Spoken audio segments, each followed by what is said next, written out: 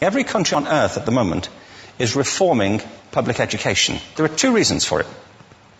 The first of them is economic. People are trying to work out, how do we educate our children to take their place in the economies of the 21st century? How do we do that?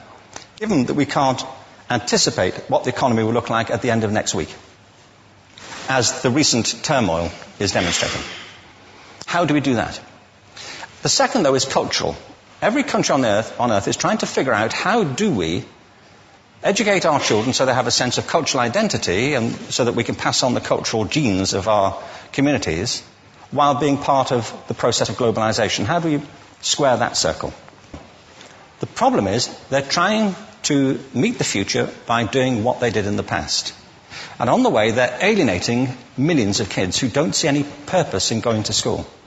When we went to school, we were kept there with a story, which was if you worked hard and did well and got a college degree, you would have a job. Our kids don't believe that. And they're right not to, by the way. You're better having a degree than not, but it's not a guarantee anymore. And particularly not if the route to it marginalizes most of the things that you think are important about yourself. Some people say we have to raise standards as if this is a breakthrough. You know, like, really, yes, we should. Why would you lower them? You know, I mean, I haven't come across an argument that persuades me of lowering them. But raising them, of course we should raise them. The problem is that the current system of education was designed and conceived and structured for a different age.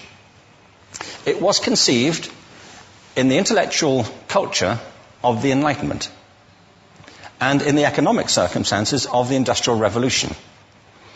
Before the middle of the 19th century, there were no systems of public education. Not really. I mean, you could get educated by Jesuits, you know, if you had the money. But public education, paid for from taxation, compulsory to everybody and free at the point of delivery, that was a revolutionary idea. And many people objected to it. They said it's not possible for many street kids, working class children, to benefit from public education. They're incapable of learning to read and write, and why are we spending time on this? So there's also built into it a whole series of assumptions about social structure and capacity. It was driven by an economic imperative of the time, but running right through it was an intellectual model of the mind, which was essentially the Enlightenment view of intelligence. That real intelligence consists in the capacity for a certain type of deductive reasoning and a knowledge of the classics originally, what we come to think of as academic ability. And this is deep in the gene pool of public education, that there are really two types of people, academic and non-academic, smart people and non-smart people. And the consequence of that is that many brilliant people think they're not, because they've been judged against this particular view of the mind. So we have twin pillars, economic and intellectual. And my view is that this model has caused chaos in many people's lives. It's been great for some. There have been people who have benefited wonderfully from it. But most people have not. Instead, they suffer this. This is the modern epidemic, and it's as misplaced and it's as fictitious. This is the plague of ADHD. Now, this is a map of the incidence of ADHD in America, or prescriptions for ADHD. Don't mistake me here. I don't mean to say there is no such thing as attention deficit disorder. I'm not qualified to say if there is such a thing. I know that a great majority of psychologists and paediatricians think there is such a thing. But it's still a matter of debate. What I do know for a fact is it's not an epidemic. These kids are being medicated as routinely as we had our tonsils taken out. And on the same whimsical basis, and for the same reason, medical fashion. Our children are living in the most intensely stimulating period in the history of the earth. They're being besieged with information and calls for their attention from every platform, computers, from iPhones, from advertising holdings, from hundreds of television channels. And we're penalizing them now for getting distracted. From what? You know, boring stuff. At school, for the most part. It seems to me it's not a coincidence totally that the incidence of ADHD has risen in parallel with the growth of standardized testing. Now, these kids are being given Ritalin and Adderall and all manner of things, often quite dangerous drugs, to get them focused and calm them down. But according to this, attention deficit disorder increases as you travel east across the country. People start losing interest in Oklahoma.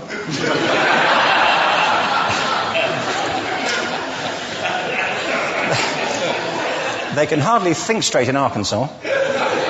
And by the time they get to Washington, they've lost it completely. And there are separate reasons for that, I believe. It's a fictitious epidemic.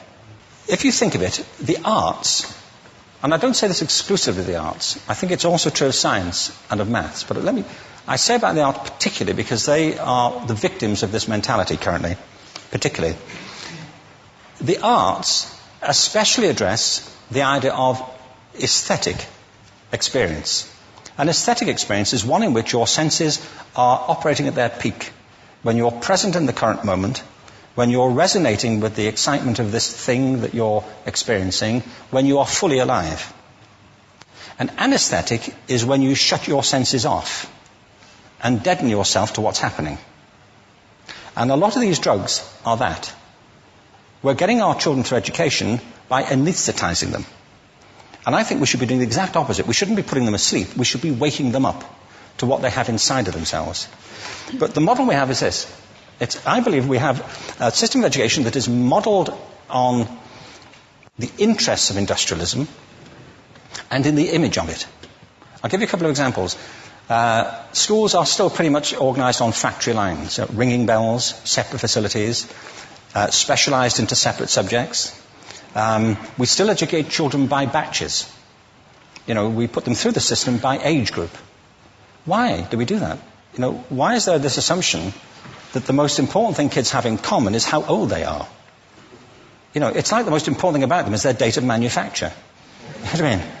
Well, I know kids who are much better than other kids at the same age in different disciplines, or at different times of the day, or better in smaller groups than in large groups, or sometimes they want to be on their own. If you're interested in the model of learning, you don't start from this production line mentality. It's essentially about conformity, and increasingly it's about that as you look at the growth of standardized testing and standardized curricula. And it's about standardization. I believe we've got to go in the exact opposite direction. That's what I mean about changing the paradigm. There was a great study done recently of divergent thinking. Published a couple of years ago. Divergent thinking isn't the same thing as creativity. I define creativity as the process of having original ideas that have value. Divergent thinking isn't a synonym, but it's an essential capacity for creativity. It's the ability to see lots of possible answers to a question, lots of possible ways of interpreting a question, to think what Edward de Bono would probably call laterally, to think not just in linear or convergent ways, to see multiple answers, not one. So, there are tests for this. One kind of cod example would be, people might be asked to say, how many uses can you think of for a paperclip? One of those routine questions. Most people might come up with 10 or 15. People who are good at this might come up with 200. And they do that by saying, well, could the paperclip be 200 foot tall and be made out of foam rubber? Does it have to be a paperclip as we know it, Jim? Now, there are tests for this, and they gave them to 1,500 people. This is in a book called Breakpoint and Beyond. And on the protocol of the test, if you scored above a certain level, you'd be considered to be a genius at divergent thinking. Okay? So my question to you is, what percentage of the people tested, of the 1,500, scored at genius level for divergent thinking? Now, you need to know one more thing about them. These were kindergarten children. So what do you think? What percentage at genius level? 80. 80, okay. 98%. Now, the thing about this was it was a longitudinal study. So they retested the same children 5 years later, ages of 8 to 10. What do you think? 50? They retested them again 5 years later, ages 13 to 15. You can see a trend here, can't you? Now, this tells an interesting story, because you could have imagined it going the other way, couldn't you? You start off not being very good, but you get better as you get older. But this shows two things. One is we all have this capacity, and two, it mostly deteriorates. Now, a lot of things have happened to these kids as they've grown up. A lot. But one of the most important things that happened to them, I'm convinced, is that by now they've become educated. They've spent 10 years at school being told there's one answer, it's at the back. And don't look.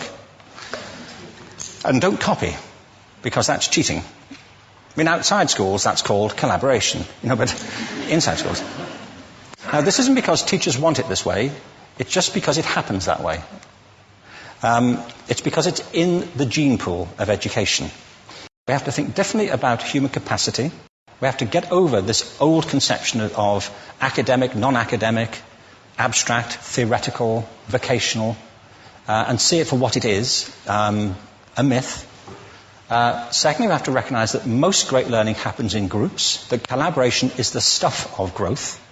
If we atomize people and separate them and judge them separately, we form a kind of disjunction between them and their natural learning environment. And thirdly, it's crucially about the culture of our institutions, the habits of the institution and the habitats that they occupy.